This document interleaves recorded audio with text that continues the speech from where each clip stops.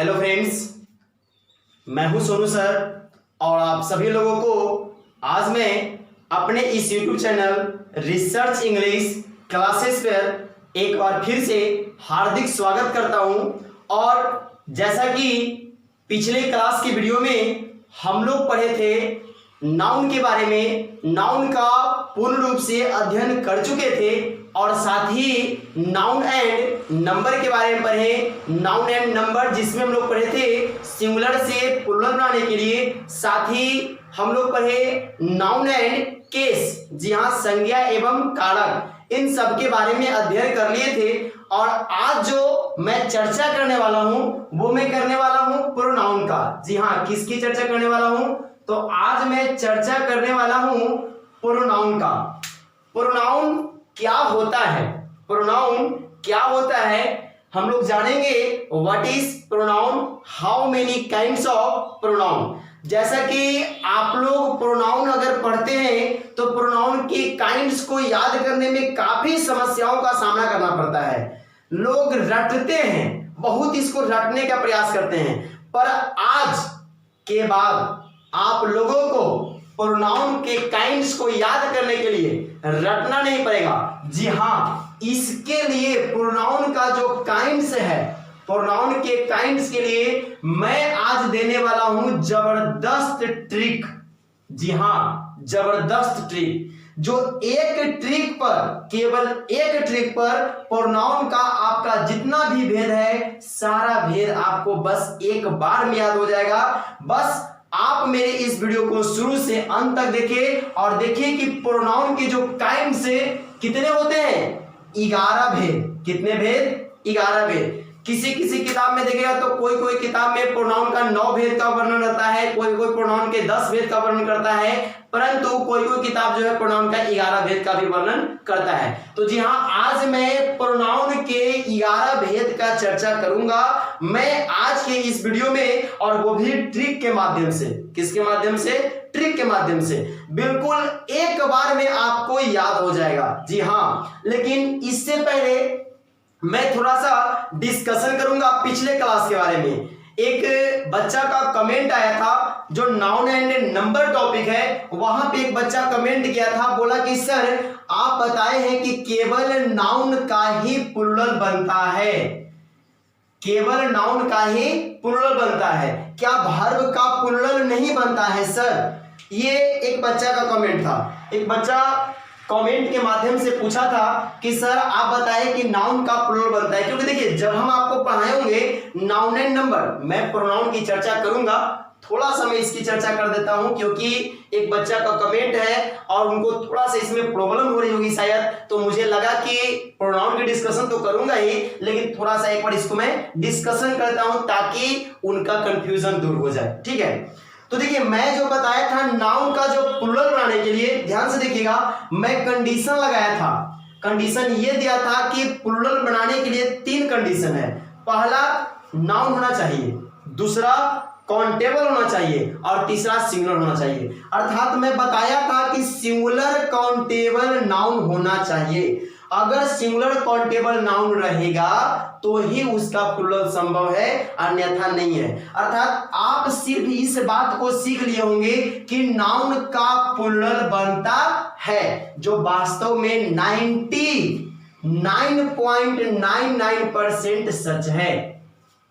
0.001% की मैं बात नहीं करूंगा, क्योंकि अगर वास्तव में देखा जाए तो नाउन का ही प्लूरल बनता है। लेकिन आपको मैं वहीं पे एक पॉइंट आपको लिखवाया था, एडजेक्टिव का प्लूरल बनाया था। याद कीजिए, जैसे नाउन का तो मैं बॉय था, तो बॉय के लिए बॉयज तो मैं बना ही दिया था, ये बात सच है, बॉय के लिए मैं बॉयज बनाया था। और साथ ही आप ये देखिए तो पुअर जब था, POOR, पुअर, गरीब, तो गरीब का भी तो मैं क्या बनाया था? प्लूरल बनाया था। तो जब गरीब का मैं जब प्लूरल बनाया था तो क्या यह वास्तव में SCN है? नहीं है, लेकिन फिर भी बना कि नहीं बना? तो बना था क्या करके? तो द पुअर, अर्थात नियमता कहता है कि अगर जैसे SCN के लिए नियम है, लेकिन आगे देखा जाए कि कहता है वो नियम है कि यदि किसी भी एडजेक्टिव का प्लूरल करना हो, एडजेक्टिव का प्लूरल करना हो तो उसके पहले द लगाने से उसका प्लूरल बन जाता है। अर्थात पुअर का पुअर्स नहीं होता है, पुअर का पुअर्स नहीं होता है, द पुअर होता है। ठीक है, अब आपका क्वेश्चन था कि क्या सर वर्ब का, आपका क्वेश्चन था कि वर्ब का माने कि प्लूरल बनता है कि नहीं बनता। ये क्वेश्चन था आपका, वर्ब का प्लूरल बनता है या नहीं बनता है। तो मैं आपको बता दूं, वर्ब का प्लूरल नहीं बनता है, वर्ब का प्लूरल नहीं बनता है। अब आप कहिएगा कि सर वर्ब का प्लूरल नहीं बनता है, ऐसे कैसे?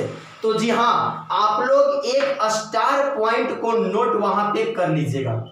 स्टार पॉइंट को नोट यह कर लीजिएगा, पहला नंबर पॉइंट स्टार में, नाउन जन्म से 99.99% सिंगुलर होते हैं। अर्थात अधिकांशतः नाउन जो होते हैं वो सिंगुलर होते हैं, जिसे हम लोग प्लूरल बनाते हैं। कुछ ऐसे नाउन्स हैं जो जन्म से ही प्लूरल है, जैसे पीपल, कैटल, ये सब जो है जन्म से ही प्लूरल हैं। इनका सिंगुलर फॉर्म और प्लूरल फॉर्म सेम ही रह जाता है। अर्थात लेकिन अधिकांशतः नाउन को आप उठा के देखिएगा तो वो जन्म से सिंगुलर होते हैं और इसीलिए उसका प्लूरल बनाया जाता है। समझे? तो नाउन का प्लूरल बनाया जाता है, याद रखिएगा, नाउन का प्लूरल बनाया जाता है क्योंकि वो जन्म से क्या होते हैं? सिंगुलर होते हैं।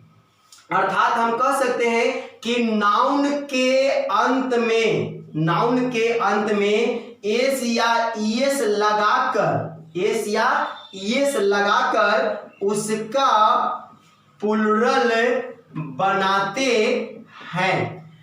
नाउन के अंत में एस या ईएस लगाकर उसका प्लूरल बनाते हैं। जैसे अगर मान लीजिए कि यहां पर मैं एसीएन दे रहा हूं और इधर मैं पीसीएन कर दे रहा हूं, तो अगर मैं डिस्कशन करूंगा तो जैसे बॉय है तो बॉय के लिए बॉयज करना सही है, इसी तरह से अगर पेन है तो पेन के लिए पेन्स करना भी सही है। लेकिन आप लोग अगला एक स्टार पॉइंट याद रखिएगा जो वर्ब पे लागू होता है। ये पॉइंट आप याद रखिए, नाउन के अंत में, नाउन के अंत में एस या ईएस लगाकर उसका प्लूरल बनाया जाता है या उसका प्लूरल बनाते हैं। क्योंकि नाउन जन्म से सिंगुलर होता है, क्योंकि नाउन जन्म से सिंगुलर होता है। चलिए अब मैं बात करता हूं कि क्या सर वर्ब का प्लूरल बनता है या नहीं बनता है। तो आप लोग याद कर लीजिए, वर्ब जन्म से ही प्लूरल होता है, वर्ब जन्म से ही प्लूरल होता है। जैसे वर्ब का जैसे हम लोग याद करते हैं तो याद करते हैं गो, जो कि एक प्लूरल फॉर्म है, इट प्लूरल फॉर्म है, कम प्लूरल फॉर्म है। तो ये सारा जितना भी फॉर्म है याद रखिएगा, वर्ब जन्म से ही प्लूरल होता है। अर्थात मैं अंतर स्पष्ट कर देता हूं, एक तरफ में नाउन लिख करके और एक तरफ में वर्ब लिख करके। ठीक है, यहां पे पहला पॉइंट और यहां पे इसका पहला पॉइंट, नाउन का पहला पॉइंट, ये जन्म से सिंगुलर या जन्म से सिंगुलर होता है। और वर्ब के तरफ में याद रखिए कि यह जन्म से प्लूरल होता है, यह जन्म से क्या होता है? प्लूरल होता है। अर्थात नाउन के बारे में अगर बात की जाए तो नाउन जन्म से ही सिंगुलर होता है और वर्ब जन्म से ही क्या होता है? प्लूरल होता है। अगर मैं पॉइंट नंबर 2 की चर्चा कर दूं तो याद रखिए कि नाउन का प्लूरल बनाया जाता है। लेकिन यहां पर आप पॉइंट नंबर अगर मैं 2 की चर्चा करूं अगर वर्ब की, तो याद रखिए कि वर्ब का प्लूरल नहीं बनाया जाता है, नहीं बनाया जाता है। क्यों? क्योंकि ये तो खुद ही प्लूरल है। अब जैसे मान लीजिए कि अगर कोई व्यक्ति को अगर हमें मारना है तो जीवित रहेगा तब न मारेंगे, जब वो पहले ही मरा हुआ है तो हम उसे क्या मार सकते हैं? जो पहले ही मर गया है, अर्थात जो जन्म से ही प्लूरल है, अब उसे हम कैसे प्लूरल बना सकते हैं? वो तो खुद ही प्लूरल है। तो मैं क्या कर सकता हूं? तो इसके बदले में आप याद रखिएगा, वर्ब का सिंगुलर बनाया जाता है। क्या बनाया जाता है? सिंगुलर बनाया जाता है। समझे? चलिए पॉइंट नंबर थर्ड आप लोग इधर में याद रखिएगा, नाउन के अंत में एस या ईएस लगाकर प्लूरल बनाते हैं। क्या बनाते हैं? प्लूरल बनाते हैं। ये नाउन का थर्ड पॉइंट है। याद रखिए नाउन का थर्ड पॉइंट क्या मैं लिख दिया, नाउन के अंत में एस या ईएस लगाकर प्लूरल बनाते हैं। तो इधर वर्ब के तरफ में तीसरा पॉइंट आप लोग लिख सकते हैं, वर्ब के अंत में एस या ईएस लगाकर सिंगुलर बनाते हैं। क्या बनाते हैं? सिंगुलर बनाते हैं। इस तरह से आप याद रखिएगा। जैसे कि देखिए मैं दोनों के लिए एग्जांपल देता हूं। नाउन के अंत में अगर हम एस या ईएस लगाते हैं तो वो नाउन का प्लूरल बनता है, लेकिन अगर वर्ब के अंत में एस या ईएस लगाते हैं तो वो क्या बनता है? सिंगुलर बनता है। क्या बनता है? सिंगुलर बन जाता है। जैसे एग्जांपल में देख सकते हैं, जैसे अगर मान लीजिए कोई बॉय का अगर बॉयज कर देता है तो ये प्लूरल है। ये क्या है? प्लूरल है, जबकि ये क्या है? सिंगुलर है। इसी तरह से अगर मान लीजिए हम गो का गोज कर देते हैं तो वास्तव में जो ये गोज बना जो ईएस लग के, या फिर मान लीजिए कि एक स्पीक हम क्रिया लेते हैं SPEAK, स्पीक का अगर हम लोग स्पीक्स कर देते हैं स्पीक्स, तो ये जो बन रहा है, जो एस या ईएस लगाने से जो क्रिया जो बन रहा है ना, ये सिंगुलर बन रहा है। ये क्या बन रहा है? सिंगुलर बन रहा है, क्योंकि पहले से ही ये प्लूरल था। क्या था? प्लूरल था। लेकिन नाउन के अंत में जो एस या ईएस लगाते हैं उसको लगाने से ये प्लूरल बनता है। क्यों? क्योंकि ये पहले से सिंगुलर था। क्या अब आप लोगों को ये बात समझ में आ गई? अगर अभी भी समझ में नहीं आई है तो आप पुनः कमेंट करें और भी अच्छे से मैं समझाने का आपको प्रयास करूंगा। और ज्यादा समस्या हो रही है तो मेरे व्हाट्सएप पे आप चैट कर सकते हैं, वहां पे जो भी समस्या है आप में लिख सकते हैं, आपको डायरेक्ट सॉल्यूशन मिलेगा। ठीक है, चलिए तो आज मैं चर्चा करने वाला था किसका? प्रोनाउन का। किसका चर्चा करने वाला हूं? प्रोनाउन का। देखिए हमें आप लोगों का पूरा ख्याल है, आप लोग हमारे चैनल को देख रहे हैं तो पूरे वीडियो को देखिए। आप लोगों को मैं कोशिश करूंगा इंग्लिश को बिल्डअप करने के लिए कि मैं आप लोगों के अंदर इंग्लिश को बिल्डअप करूं, थोड़ा सा डेवलप करूं, ताकि आप भी इंग्लिश से डरे नहीं, आप इंग्लिश से लड़े और कहें कि नहीं मैं भी इंग्लिश जानता हूं। इस तरह की बात आपके अंतरात्मा से आनी चाहिए। ठीक है, और इसके लिए हमें जितना भी कोशिश करना पड़े मैं करूंगा। और एक बात आप हमेशा याद रखिएगा, जब तक कि आप खुद मेहनत नहीं कीजिएगा तब तक कि हम आपके जीवन में कुछ नहीं है। हम तो केवल एक गाइड करने वाले हैं, जो केवल एक गाइड कर रहा हूं, बाकी सब कुछ तो आप लोग ही कर रहे हैं। पढ़ना आपको है, सीखना आपको है। हम तो केवल एक मीडिया की तरह काम कर रहे हैं, जो प्रचारक दे रहे हैं आपको बता रहे हैं, बाकी आपको समझना है। क्योंकि मैं आपके पास तो नहीं हूं, लेकिन मेरा वीडियो आपके पास है। आप यहां पे समझ सकते हैं, कमेंट कर सकते हैं, और ज्यादा दिक्कत होता है तो आप देखिए मेरा व्हाट्सएप नंबर है 8002595009। आप हमें डायरेक्ट व्हाट्सएप कर सकते हैं और हम आपको डायरेक्ट आंसर देंगे। ठीक है, तो कोई भी समस्या हो तुरंत समाधान पाने के लिए आप व्हाट्सएप कीजिए, और अन्यथा यूट्यूब पे कमेंट करते हैं तो जब मैं कमेंट देता हूं आपके कमेंट का रिप्लाई मैं जरूर देता हूं। ठीक है, तो चलिए मैं डिस्कस करता हूं प्रोनाउन का। किसका? प्रोनाउन। प्रोनाउन क्या है ध्यान से समझिएगा। यह एक जो टॉपिक है प्रोनाउन, आज मैं इसी का चर्चा करने वाला हूं। प्रोनाउन क्या है? आज के बाद आप लोग प्रोनाउन बढ़िया से याद रखिएगा, कभी भूलिएगा नहीं, क्योंकि आज मैं देने वाला हूं प्रोनाउन में जबरदस्त ट्रिक, और उस ट्रिक के माध्यम से आपको याद हो जाएगा प्रोनाउन का टोटल भेद। जी हाँ, वो भी चुटकियों में। तो सबसे पहले जानेंगे प्रोनाउन क्या है। देखिए प्रोनाउन, प्रो जोर नाउन, प्रो जोर नाउन। ये प्रोनाउन जो बना है प्रो जोर नाउन, प्रो का मतलब क्या है? जैसे आप लोग देखते होंगे प्रो के थोड़ा सा हम छोड़ते हैं, वो बात करते हैं ब्लो, BRO ब्लो। ऐसे होता है ब्रदर, ब्रदर मीन्स भाई, जानते हैं ना, ब्रदर, ब्रदर मीन्स भाई। तो ब्रदर को हम लोग शॉर्ट में कहते हैं ब्रो।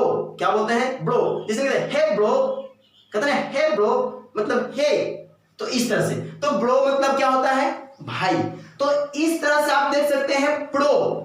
प्रो मतलब क्या? भाई नहीं। आप ये मत सोचिएगा ब्रो मतलब भाई तब प्रो मतलब भाई नहीं, भाई नहीं, लेकिन भाई के जैसा समर्थन देने वाला, अर्थात प्रो का मतलब होता है समर्थन। क्या होता है? समर्थन। जी हाँ, प्रो का मतलब क्या होता है? समर्थन, या हम कह सकते हैं हिमायती, जो हिम्मत दे। जैसे भाई क्या करता है? भाई एक भाई को हिम्मत देता है। अगर भाई कमजोर पड़ जाता है तो उसका दूसरा भाई आता है और कहता है कि भाई अभी तुम कमजोर नहीं हो, मैं तुम्हारे साथ हूं। इसी तरह से नाउन का जो ये है समर्थन करता है, प्रो नाउन। नाउन का समर्थन प्रोनाउन, नाउन का समर्थन प्रोनाउन। अर्थात याद रखिएगा, नाउन के बारे में तो मैं बताया ही था कि नाउन का मतलब क्या होता है? संज्ञा। नाउन मतलब संज्ञा। तो संज्ञा समर्थन, जो संज्ञा का समर्थन करे, जो संज्ञा का समर्थन करे, प्रोनाउन कहलाएगा। क्या कहलाएगा? प्रोनाउन कहलाएगा। अर्थात अगर मैं इसकी डिफिनेशन की मैं बात कर लूं, व्हाट इज प्रोनाउन, तो कह सकते हैं कि the pronoun is a word, pronoun is a word which comes instead of noun, is called pronoun, is called pronoun। जी हाँ, अगर कोई आपसे पूछता है कि प्रोनाउन किसे कहते हैं, व्हाट इज प्रोनाउन, प्रोनाउन क्या है, तो कहिए pronoun is a word. Pronoun एक शब्द है। प्रोनाउन एक क्या है? शब्द है। प्रोनाउन एक शब्द है जो कहता है which comes instead of noun is called pronoun. जो संज्ञा के बदले में आता है, जो संज्ञा के बदले में आता है, उसी को हम लोग क्या कहते हैं? प्रोनाउन कहते हैं। उसको हम लोग क्या कहते हैं? प्रोनाउन कहते हैं। अर्थात जो नाउन के बदले में जो वर्ड यूज होता है वही तो प्रोनाउन कहलाता है। वही क्या कहलाता है? प्रोनाउन कहलाता है।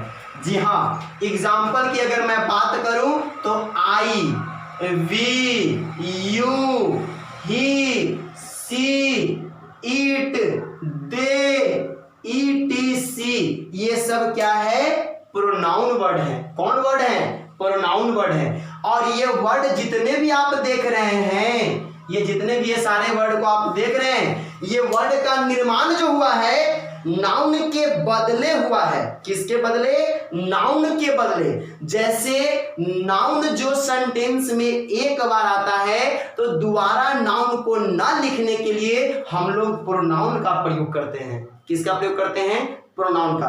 जैसे मैं सेंटेंस के माध्यम से आप लोगों को मैं एग्जांपल देके क्लियर कर देता हूं कि प्रोनाउन कैसे नाउन के बदले आता है, अर्थात नाउन के बदले प्रोनाउन कैसे आता है। जैसे डिफिनेशन में आप लोग देखिए, pronoun is a word which comes instead of noun is called pronoun.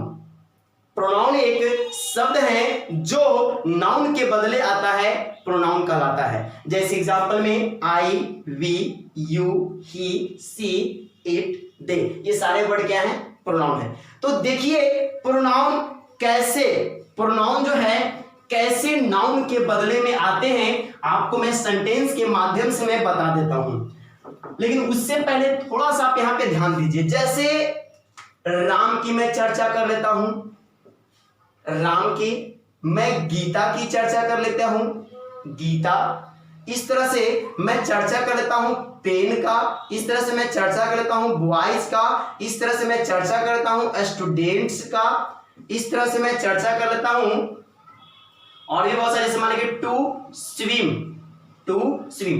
देखिए स्विम वास्तव में तो स्विम मतलब होता है क्या?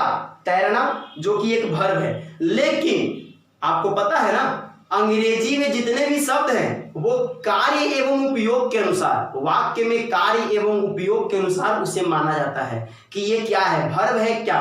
ऐसे देखा जाए तो टू प्लस स्विम एक तरह के इन्फिनेटिव रूप लिए हुए है, और जब इन्फिनेटिव का प्रयोग हम लोग सब्जेक्ट रूप में करेंगे तो ये तो नाउन हो जाएगा, नहीं हो जाएगा। तो इस तरह से ये नाउन का काम करेगा। तो देखिए अगर जैसे रहता है राम, तो राम के लिए प्रोनाउन रूप कौन आएगा, ही आएगा लड़का के लिए। गीता है तो सी आएगा। पेन निर्जीव है, ईट आएगा। बॉयज प्लुरल है, दे आएगा। यहाँ स्टूडेंट्स प्लुरल है, दे आएगा। और टू स्विम निर्जीव की बोध करवाएगा, ईट आएगा। तो इस तरह से आप देख सकते हैं कि हम इसको ना लिख के अगर हम इसको लिख देते हैं तो इस सब का अर्थ यही है जो इधर नाउन है, समझे। तो यही सब नाउन के बदले क्या आता है, प्रोनाउन। तो नाउन के बदले ही क्या आता है, प्रोनाउन आता है। क्या आता है, प्रोनाउन। देखिए आप लोग कॉपी अगर नहीं निकाले हुए हैं ना तो कॉपी निकाल के रखिएगा, ठीक है, क्योंकि कुछ ऐसे पॉइंट है जिसे हम बोर्ड पर ना लिख के डायरेक्ट ओरल बोल देते हैं। अगर आप लोग कॉपी में नोट कर लेते हैं तो ज्यादा अच्छा होगा, और नहीं नोट करते हैं तो और अच्छा होगा, है ना, क्योंकि आप तो एक तारीफ के लायक हैं। आपको इतना आपके पास पावर है कि वीडियो को देख करके भी याद कर लेते होंगे, है ना। तो बहुत अच्छी बात है। अगर कॉपी पे लिखते हैं तो अच्छी बात है, और नहीं लिखते हैं और अच्छी बात है। बस आप सीख जाते हैं तो इससे अच्छी बात तो कुछ हो ही नहीं सकती है ना। आप बस सीख लीजिए, कैसे क्या हम बता रहा हूं उसे आप जरूर सीखिए। चलिए आगे देखिए, एक सेंटेंस लेता हूं, एक सेंटेंस में ले रहा हूं। जैसे कहेंगे Ram is a good boy. Ram is a good boy करे कि राम एक अच्छा लड़का है। राम एक अच्छा लड़का है। Ram is a good boy. कहना है राम, देखिए राम एक अच्छा लड़का है, ये तो हो गया। अगर कहना है राम पटना में रहता है। राम कहां में रहता है, पटना में रहता है। तो दोबारा अगर हम सेंटेंस को लेना चाह रहे हैं तो Ram is a good boy, और अगर लिखते हैं कि राम लिव्स इन पटना, तो इस तरह लिखने से आप देखिए कि राम राम दो बार आ रहा है। नाउन का क्या हो रहा है, रिपीटिशन हो रहा है। नाउन को यहां पे रिपीट किया गया है। एक बार नाउन यहां यूज हुआ है, फिर से नाउन राम को यहां यूज लिया गया है। तो इसी तरह के रिपीटेशन से बचने के लिए कौन आता है, प्रोनाउन आता है। कौन आता है, प्रोनाउन। अर्थात जो यहां पे राम देख रहे हैं तो राम के बदले यहां पे राम ना दे के हम ही दे सकते हैं। क्या दे सकते हैं, ही। तो Ram is a good boy, he lives in Patna. He lives in Patna. तो इस तरह से आप देख सकते हैं कि ही जो है वो क्या है, एक प्रोनाउन वर्ड है। ही एक कौन वर्ड है, प्रोनाउन वर्ड है। तो इस तरह के बात को आप याद रखिएगा कि राम नाउन वर्ड है और ही प्रोनाउन वर्ड है। नाउन के बदले ही प्रोनाउन आता है, ये बात आप यहाँ पे समझ गए होंगे। चलिए अब थोड़ा सा नोट पॉइंट की मैं चर्चा कर लेता हूं। प्रोनाउन की जो नोट पॉइंट है, आप लोग नोट पॉइंट 1 याद कर लीजिए। नोट पॉइंट 1 क्या है समझ लीजिए। नोट पॉइंट 1 इसका है, प्रोनाउन का नोट पॉइंट 1, प्रोनाउन की संख्या निश्चित है। प्रोनाउन की संख्या निश्चित है परंतु नाउन की संख्या अनिश्चित है। इस बात को लिख लीजिए आप लोग। अगर कोई पूछता है कि प्रोनाउन की संख्या डिफिनिट है या इंडेफिनिट है, तो आप उसे कह सकते हैं कि प्रोनाउन की संख्या निश्चित है। अर्थात इंग्लिश में प्रोनाउन की अगर संख्या पूछे कि कितने प्रोनाउन हैं, तो आप बता भी सकते हैं कि कितने प्रोनाउन हैं। लेकिन अगर मैं नाउन के बारे में पूछ दूं तो आप नहीं बता सकते हैं कि कितने नाउन हैं, समझे। तो प्रोनाउन की संख्या निश्चित है लेकिन नाउन की संख्या निश्चित नहीं है। ये पॉइंट था note point first. Note point 2 याद रखिएगा, प्रोनाउन जो ये प्रोनाउन है, प्रोनाउन के दिल में नाउन वास करता है। प्रोनाउन के दिल में नाउन वास करता है। जैसे आप लोगों के दिल में आपके मम्मी पापा वास करते होंगे या कोई डॉट डॉट डॉट होंगे, है ना।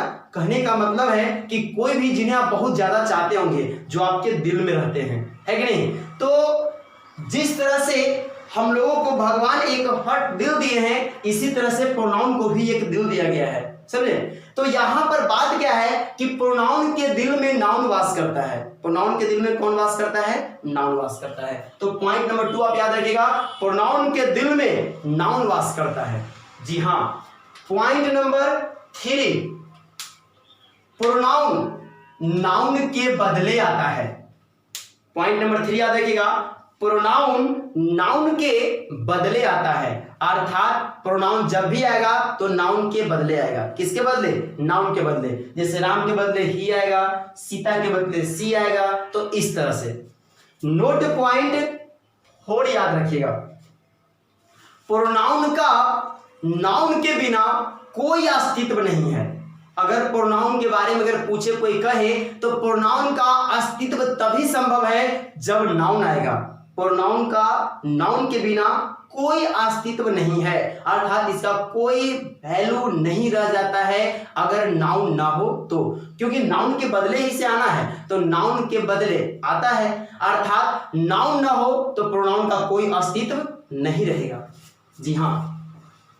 नोट पॉइंट 5, नोट पॉइंट 5 बहुत ही इंपॉर्टेंट, याद रखिएगा।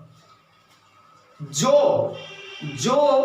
नाउन का नंबर, जेंडर, केस, जो नाउन का नंबर, जेंडर, केस या भर्ब, नाउन का जो number, gender, case, verb etc जो होते हैं वही किसका होता है? प्रोनाउन का। जैसे देख लीजिए, मैं अगर चर्चा करता हूं, याद रखिएगा, नाउन का, तो जो नाउन का जो होता है, अर्थात जैसे कहने का मतलब हुआ नाउन का जो पर्सन होगा, नाउन का जो पर्सन होगा, ठीक है, नाउन का जो नंबर होगा, नाउन का जो नंबर होगा, नाउन का जो जेंडर होगा, नाउन का जो जेंडर होगा, नाउन का जो केस होगा, नाउन का क्या होगा? केस होगा, नाउन का जो वर्ब होगा, वही सारा जो होगा प्रोनाउन का होगा। किसका होगा? प्रोनाउन का हो जाएगा। जी हाँ, इस बात को आप लोग याद रखिएगा। जो नाउन का पर्सन होगा वही प्रोनाउन का होगा, जो नाउन का नंबर होगा वही प्रोनाउन का होगा, जो नाउन का जेंडर होगा वही प्रोनाउन का होगा, जो नाउन का केस होगा वही प्रोनाउन का होगा, जो नाउन का वर्ब होगा वही प्रोनाउन का होगा। जी हाँ, जैसे आप देख सकते हैं, अगर मैं बात कर लूं जैसे राम का, अगर मैं राम का मैं अगर बात करूं तो आप नंबर में देखिए तो यह क्या है? सिंगुलर है। ये क्या है? सिंगुलर है। अगर जेंडर की मैं बात करूं तो ये क्या है? मेल है। ये क्या है? मेल है। अगर मैं केस की मैं बात करूं तो ये कौन सा केस में आएगा? तो नॉमिनेटिव में आ जाएगा। कौन सी में आ जाएगा? नॉमिनेटिव केस, अर्थात सब्जेक्टिव रूप में आएगा। अगर मैं वर्ब की बात करूं तो ये कैसा वर्ब लेगा? सिंगुलर वर्ब लेगा। कैसा वर्ब लेगा? सिंगुलर लेगा। और इसके बदले में जो प्रोनाउन आएगा, चलिए मैं उसकी चर्चा करता हूं। तो इसके बदले प्रोनाउन आने वाला कौन है? ही है ना। कौन आएगा? ही आएगा। तो जब ही आएगा, क्या आएगा? ही। तो ही के लिए इधर से देखिए, क्या ही सिंगुलर है?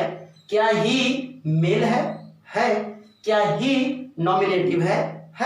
ही सिंगुलर वर्ब लेगा, तो हाँ लेगा। तो इस तरह से अगर वर्ब में यहां पे देखिए पहले जो सिंगुलर है तो यहां पर देखिए सिंगुलर भी है। यहां पे मैं सिंगुलर वर्ब की मैं बात कर रहा हूं क्योंकि राम सिंगुलर वर्ब लेगा तो ही भी क्या लेगा? सिंगुलर वर्ब लेगा। तो इस तरह से हम लोग सीखे कि जो नाउन जो लेता है, अर्थात जो नियम जो लागू नाउन पे होते हैं वही नियम लागू प्रोनाउन पे भी होते हैं। समझे? चलिए, तो ये था प्रोनाउन के विशेषताएं। क्या था? प्रोनाउन का प्रॉपर्टीज, प्रोनाउन के गुण।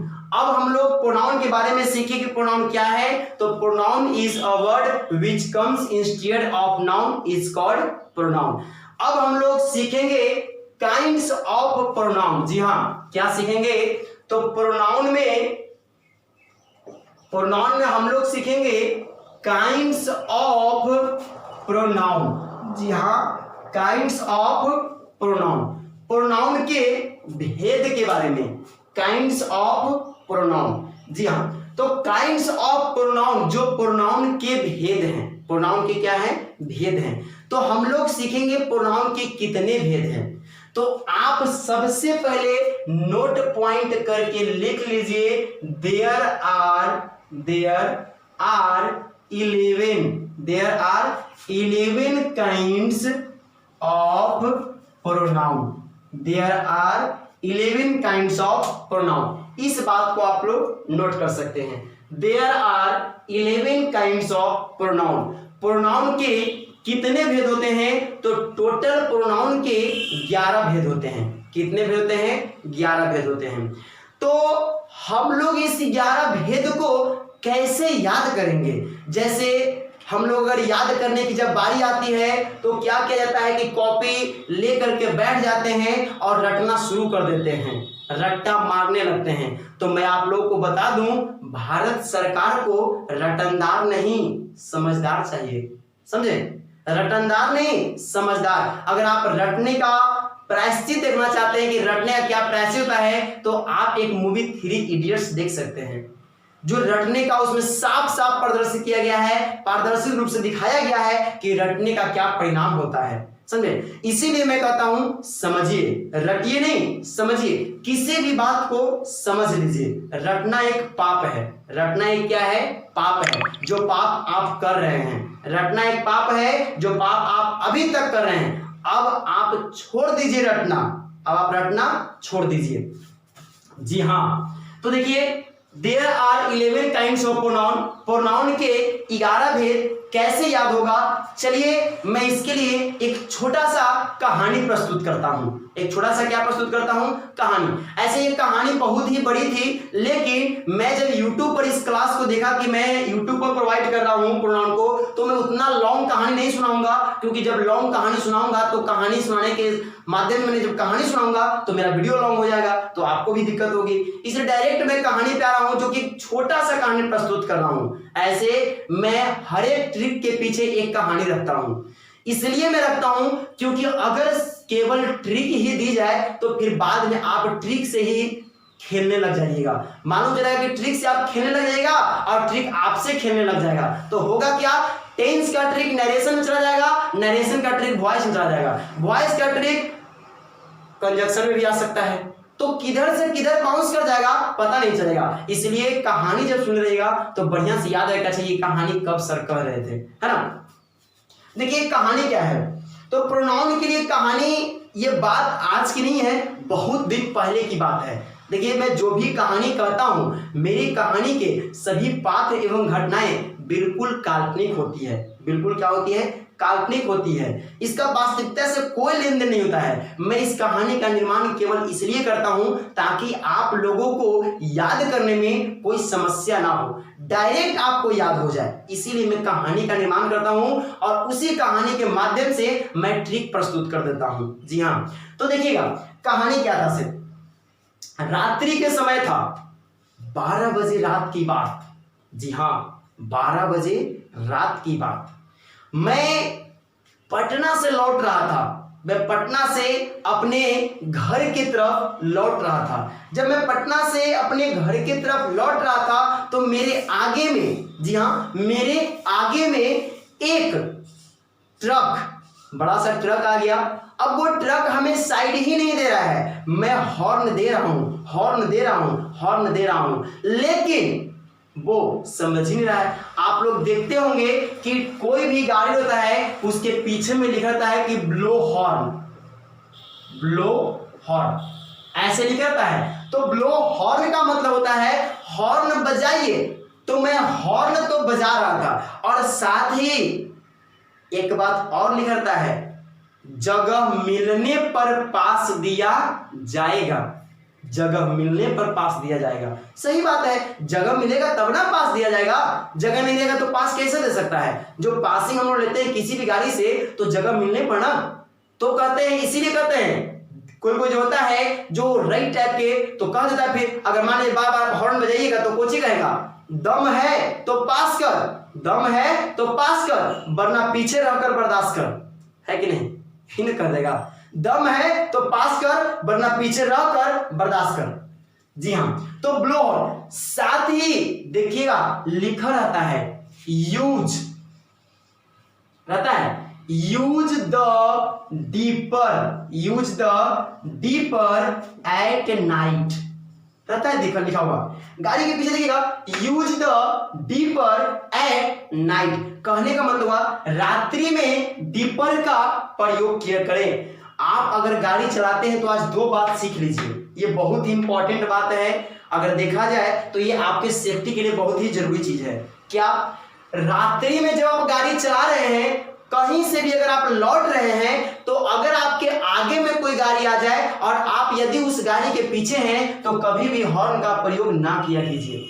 जी हाँ, इसलिए क्योंकि जो रात्रि में जो लोग चलते हैं, गाड़ी जो चलाते हैं, वो क्या करते हैं कि म्यूजिक सुनते हुए गाड़ी चलाते हैं। कारण यह है कि अगर उन्हें म्यूजिक ना सुनाया जाए तो उन्हें नींद आ सकती है, जिस कारण से एक्सीडेंट हो सकता है। इस कारण से वे लोग म्यूजिक बजाते रहते हैं और म्यूजिक बजा करके सुनते रहते हैं और वो गाड़ी को चलाते रहते हैं। और आप जब जैसे हॉर्न का प्रयोग करते हैं, जब हॉर्न देते हैं तो उस हॉर्न की आवाज उसके कानों तक नहीं पहुंच पाती है, क्योंकि उसके कानों में ऑलरेडी दूसरा हॉर्न चलते रहता है, समझे? इसीलिए आपके हॉर्न की आवाज उसके कानों में नहीं जाता है। और डीपर क्या होता है? जिसे हम लोग पासिंग लाइट कहते हैं। पासिंग का नाम सुने ना, पासिंग, जो पासिंग मारते हैं, जो आप देखिएगा अगर आप मोटरसाइकिल यूज करते हैं तो दाएं तरफ देखिएगा आपको इस उंगली के पास मिलेगा पासिंग लाइट, जिसको आप ऐसे कीजिएगा तो लाइट को ऊपर करता है, फिर छोड़िएगा तो लाइट नीचे होता है। तो लाइट ऊपर नीचे होता है, लाइट क्या होता है? ऊपर नीचे, उसी को क्या बोलते हैं? पासिंग बोलते हैं।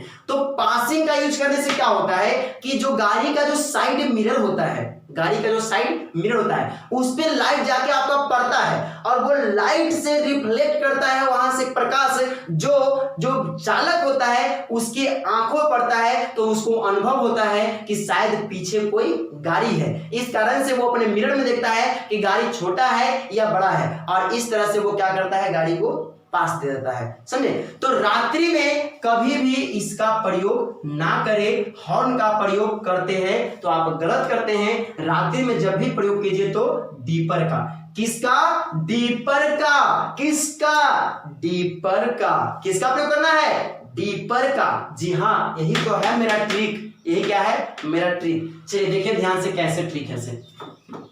जैसे वास्तव में अगर डीपर का देखा जाए तो DIPPER होता है, लेकिन मैं ट्रिक के माध्यम से DIPER लिखने वाला हूं।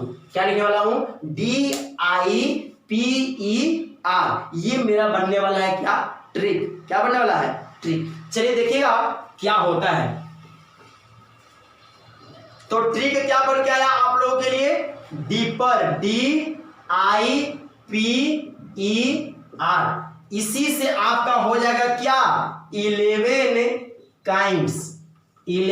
काइंड्स ऑफ प्रोनाउन समाप्त। जी हां, जो प्रोनाउन के जो 11 भेद है, प्रोनाउन के जो 11 भेद हैं, आपको डीपर कहने से समाप्त हो जाएगा। डीपर, बस याद रखिएगा डीपर। क्या याद रखिएगा? डीपर। डीपर याद है तो समझिए कि आपका प्रोनाउन का 11 भेद क्लियर है। कैसे? आप सबसे पहले ध्यान दीजिए कि डीपर में लेटर की संख्या कितना है। तो लेटर की संख्या 5। देखिए 1 2 3 4 5, अर्थात लेटर की कुल संख्या कितना है? 5। 1 2 3 4 5, टोटल कुल संख्या कितना है? 5। लेकिन प्रोनाउन की संख्या कितना है? भेद की संख्या 11। कितना?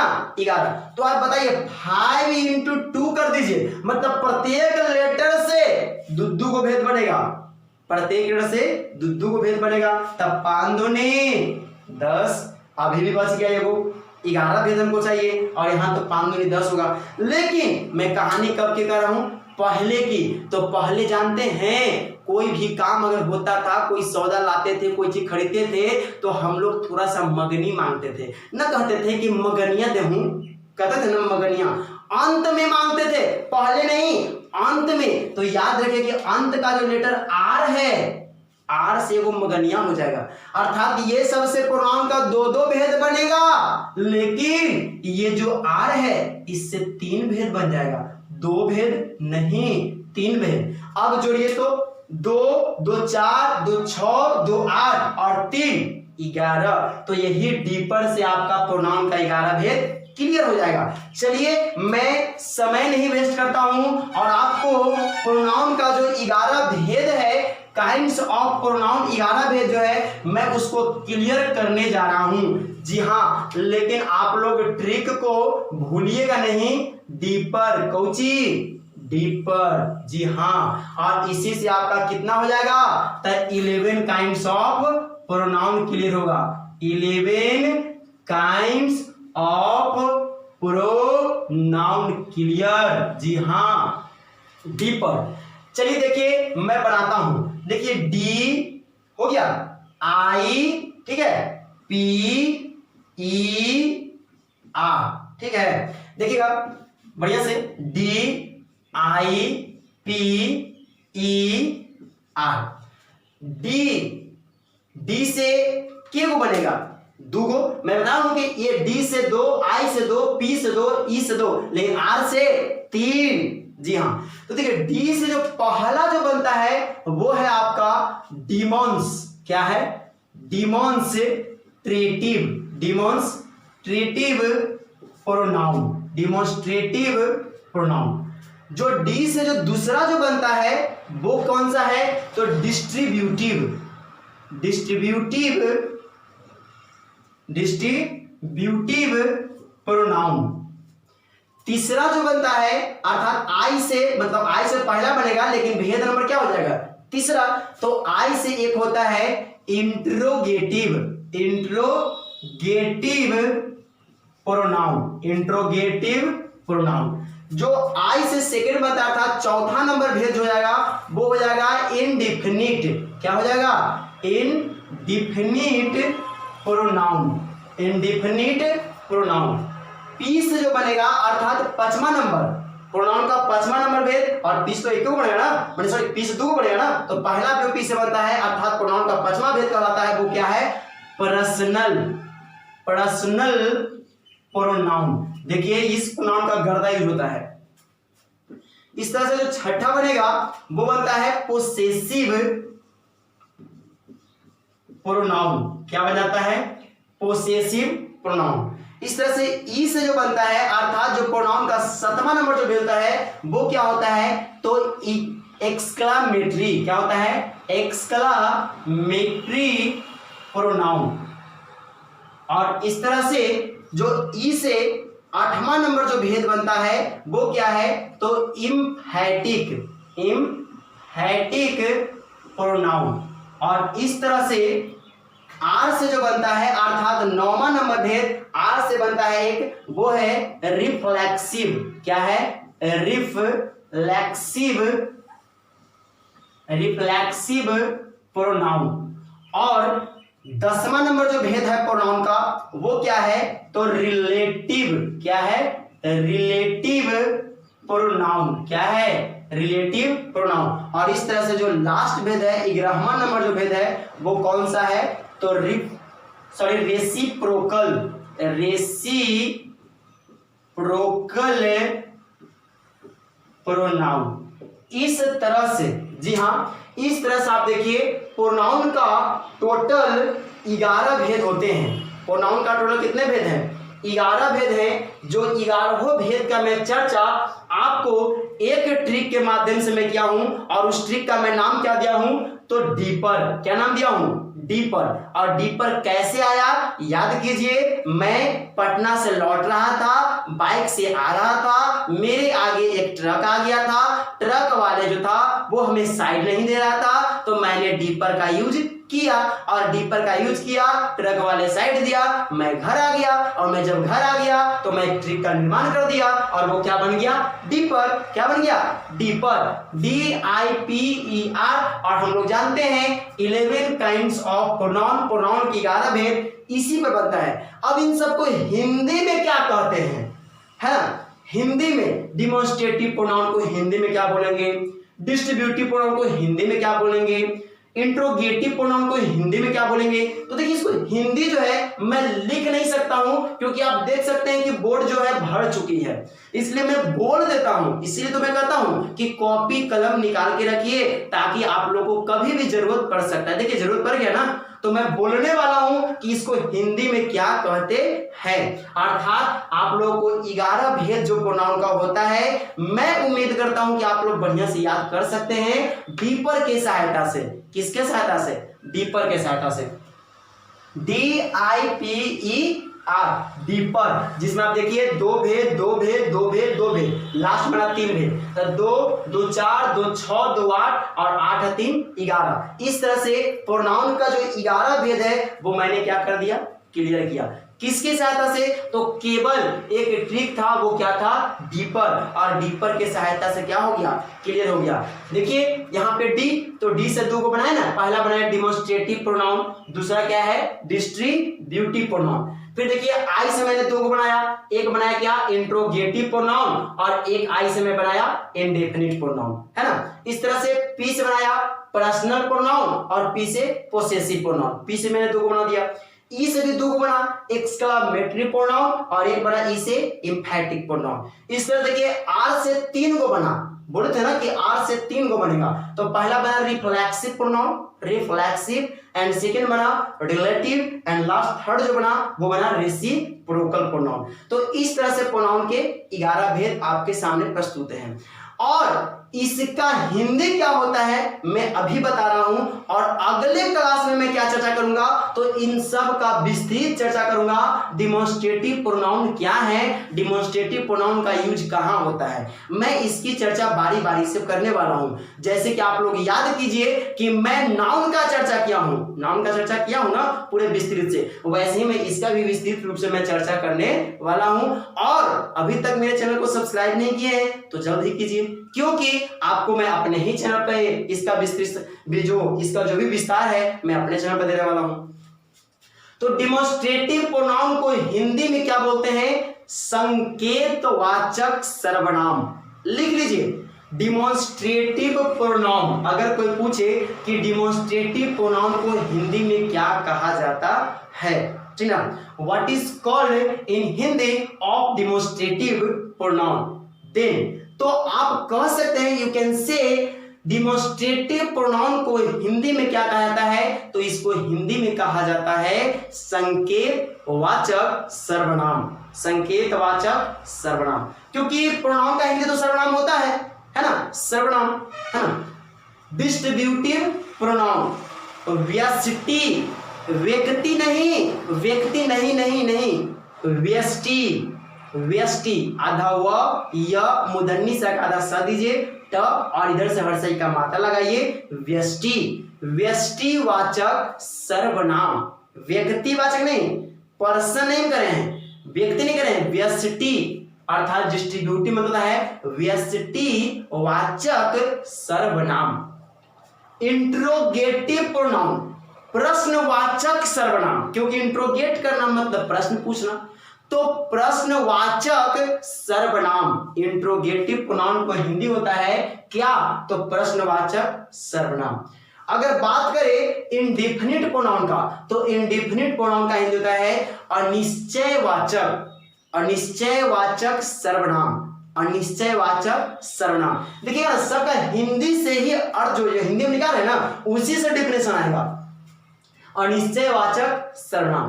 पर्सनल प्रोनाउन, इसमें लिखेगा व्यक्तिवाचक, यहाँ पे व्यष्टि लिखे थे ना, यहाँ पे ना व्यक्ति, जो पर्सन का हिंदी व्यक्ति होता है ना, व्यक्ति, तो वही व्यक्ति, तो व्यक्तिवाचक सर्वनाम पर्सनल प्रोनाउन का मतलब।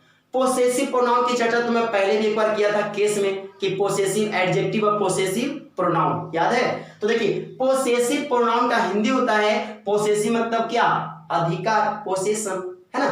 तो पोसेसिव प्रोनाउन अधिकारवाचक सर्वनाम, अधिकारवाचक सर्वनाम। पोसेसिव प्रोनाउन को हिंदी में क्या बोलते हैं? अधिकारवाचक सर्वनाम।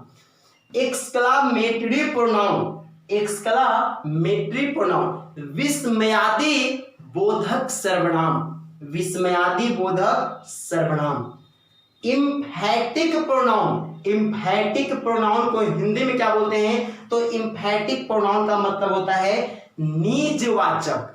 कौन वाचक? नीच। नीच नहीं, नीच तो तुच्छ एक तरह का मैंने तुच्छ वर्ड है। नीच बोलना नहीं चाहिए कभी किसी को, कभी भी जीवन में इस वर्ड का प्रयोग मत कीजिएगा। हम तो ये सोच के परेशान होते हैं कि ये वर्ड बना ही क्यों है, क्योंकि ये वर्ड कभी भी किसी को बोलने पर उसे खुशी नहीं, दुखी ही देती है, समझे। इसलिए मैं आप लोगों से विनती करता हूं, कभी भी भूल करके भी इस वर्ड का प्रयोग, नीच वर्ड का प्रयोग किसी के लिए मत कीजिएगा।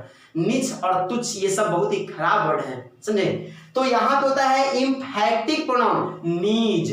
क्या होता है? नीज। नीचवाचक सर्वनाम, नीचवाचक सर्वनाम। रिफ्लेक्सिव प्रोनाउन का हिंदी सेम टू सेम होता है, जो हिंदी इसका होता है, जो हिंदी इसका भी होता है। अर्थात इम्फैटिक प्रोनाउन को लिखे नीचवाचक सर्वनाम, रिफ्लेक्सिव प्रोनाउन का मतलब होता है नीचवाचक सर्वनाम। क्योंकि देखिए ना, दोनों का हिंदी नाम सेम है और प्रोनाउन भी दोनों का सेम ही रहेगा। जैसे आप लोग myself, ourselves, himself ये सब पढ़ते हैं ना, यही सब जो है ना, ये रिफ्लेक्सिव भी है और इम्फैटिक भी है। लेकिन ये दोनों कैसे हो जाता है? अर्थात माई सेल्फ रिफ्लेक्सिव भी, माई सेल्फ इम्फैटिक भी। अर्थात माई सेल्फ जो है वो इम्फैटिक भी और माई सेल्फ रिफ्लेक्सिव भी। कैसे हो सकता है? तो ये वाक्य में उपयोग के अनुसार दिखाता है कि सेंटेंस में इसका यूज कैसे किया गया है, और यूज के आधार पर हम लोग पहचान पाते हैं कि इम्फैटिक है कि रिफ्लेक्सिव है, समझे। तो ये दोनों का हिंदी एक ही होता है। अर्थात इम्फैटिक प्रोनाउन का हिंदी नीचवाचक सर्वनाम और रिफ्लेक्सिव प्रोनाउन का हिंदी भी नीचवाचक सर्वनाम। कोई दिक्कत? चलिए आगे, रिलेटिव प्रोनाउन क्या है? रिलेटिव प्रोनाउन आप लोग देखते होंगे, हम लोग बोलते हैं ना कि रिलेटिव्स हैं। कोई पूछते नहीं है कि ये कौन है आपके, तो बोलते हैं ना कि ये तो मेरे रिलेटिव्स हैं, मतलब मेरे संबंधी हैं। बोलते हैं ना मेरे संबंधी हैं। तो रिलेटिव का मतलब हुआ संबंध, रिलेटिव मतलब संबंध। तो रिलेटिव प्रोनाउन मतलब कि संबंध सर्वनाम, तो कहने में अच्छा लगा तो संबंधवाचक कर दीजिए। संबंधवाचक सर्वनाम, संबंधवाचक सर्वनाम। रिलेटिव प्रोनाउन को हिंदी में क्या बोलते हैं? संबंधवाचक सर्वनाम। और लास्ट है रेसिप्रोकल प्रोनाउन। रेसिप्रोकल का मतलब होता है परस्पर। रेसिप्रोकल प्रोनाउन परस्परवाचक सर्वनाम, परस्परवाचक सर्वनाम। और इस तरह से आप लोग देखिए आज प्रोनाउन के टोटल 11 भेद को हिंदी और इंग्लिश में कैसे याद करेंगे, अर्थात हिंदी में इसका क्या नाम है और इंग्लिश में ये कितने थे, 11 भेद थे जिसे हम लोग कैसे याद करेंगे। तो ट्रिक क्या मैंने दिया? डी पर। और मैं आशा करता हूं कि आप लोग आज के बाद प्रोनाउन को याद करने में आपको तकलीफ नहीं होगी। अगर मेरा ये सब वीडियो अच्छा लगता है तो आप अपने दोस्तों को, अपने मित्रों को, अपने जो भी आपके संबंधी हैं, रिलेटिव्स हैं, जो भी फ्रेंड्स हैं, आपके अगल बगल में रहते हैं, उन्हें मेरे इस चैनल के बारे में जानकारी दीजिए। कहिए कि देखिए एक सोनू सर है जो बहुत अच्छे इंग्लिश के चैनल बनाए हैं, जिसपे इंग्लिश के डेली एक वीडियो अपलोड करते हैं। आप पढ़िए, समझिए, समझने में अगर कोई परेशानी होती है तो डायरेक्ट सर के व्हाट्सएप पे आप व्हाट्सएप कर सकते हैं और आपको सर डायरेक्ट आंसर देंगे। अर्थात इस लॉकडाउन में आपको कोई दिक्कत नहीं होगी।